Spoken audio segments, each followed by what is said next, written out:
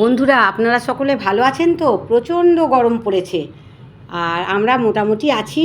ওই ঠান্ডা লেগেছে আর বাড়িতেও তাই, সব ঠান্ডা লেগেছে। নাতি নাতনি মোটামুটি আছে। তো আজকে আমি রান্না করব, ইলিশ মাছ এনেছে বাজার থেকে। তা ইলিশ মাছের খুব গরম ইলিশ মাছের পাতলা ঝোল করব। সিম্পল আলু দিয়ে পাতলা ঝোল করব। তা সেটাই আমি এখন আপনাদের দেখাচ্ছি। এই যে মাছ বাজার থেকে কেটেই নিয়ে এসেছে, আর এবার ধোয়াধুয়ির ব্যাপারটা তো আমাদের বাড়িতেই করে নিতে হবে। তা এখন আমার মাছ ধোয়া হয়নি, তা এবার আমি মাছটা সব ধুয়ে নিচ্ছি। তা মাছ তো আমার এখানে মোটামুটি ধোয়া হয়ে গেছে। আর আর প্রচণ্ড গরম, ওই পাতলাই ঝোল করব দেখবেন। তো এখানে আমার মাছ ধোয়া হয়ে গেছে। তা এইবার আমি মাছে একটু নুন হলুদ তো দেবই, আর তার আগে এখানে আমি একটুখানি ওই সরু সরু করে আলু কেটে রেখে দিয়েছি, পাতলা পাতলা করে আলুটা কেটে রেখে দিয়েছি। তা মাছে তো নুন হলুদ এখানে দিয়ে দিয়েছি, নুন আর হলুদকে দিয়ে দিয়েছি। এবার ভালোভাবে মাখাবো। আর মাছের তেল, মাছের মাথা, এগুলো আজকে কিছু রান্না করব না। এগুলো সব আমি অন্য একদিন অন্য কিছু রান্না করব, অন্য কিছুর মধ্যে দিয়ে মাছের মাথা, সেগুলো তখন সেদিন রান্না করব, আবার দেখাবো। তো এবার আমি রান্নাটা তাহলে শুরু করব। তা এখানে দেখুন আমার কিন্তু কড়াইয়ে তেল গরম হয়ে গেছে। তা এবার আমি একে একে মাছগুলো ভাজবো। তা মাছ আমার কড়াইয়ে দেওয়া হয়ে গেল। আর মাছ কিন্তু আমি খুব কড়া করে ভাজছি না। মাছ, ইলিশ মাছ আমি একটু হালকা করেই ভাজবো। আর এই অল্প অল্প করে মাছগুলো ভাজবো যাতে ভেঙে না যায়।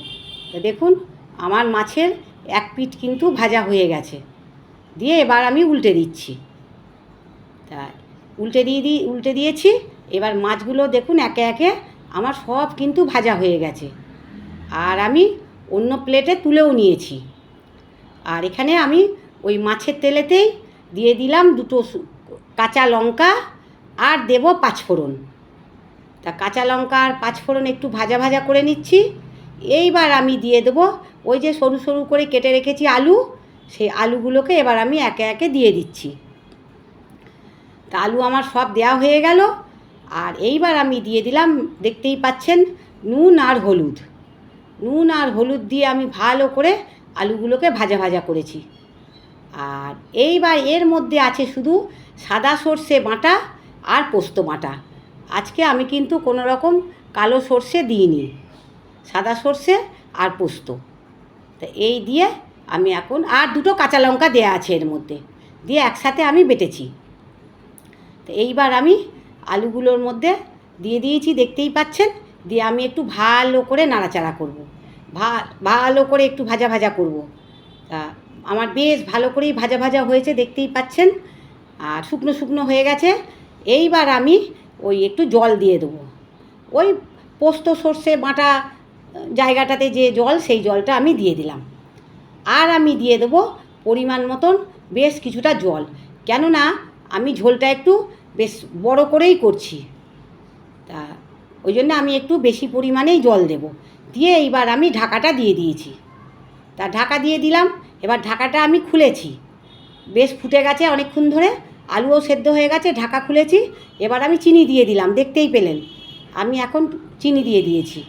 আর এইবার আমি মাছগুলোকে একে একে সব ওই ঝোলের মধ্যে দিয়ে দেবো।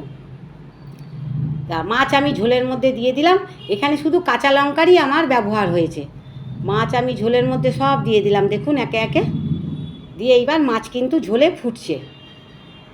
তা রান্না তো আমার প্রায় ধরুন হয়েই গেল, আর তো বেশি কিছু নেই।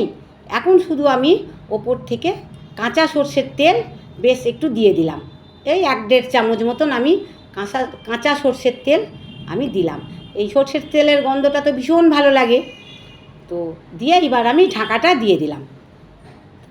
তো এইখানে দেখতেই পাচ্ছেন আমার তো রান্না কমপ্লিট হয়ে গেছে।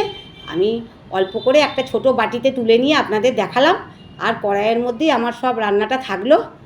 তো বন্ধুরা, কেমন লাগলো অবশ্যই জানাবেন, কেননা আমি খুব হালকা পাতলায় এই মাছের ঝোলটা করেছি।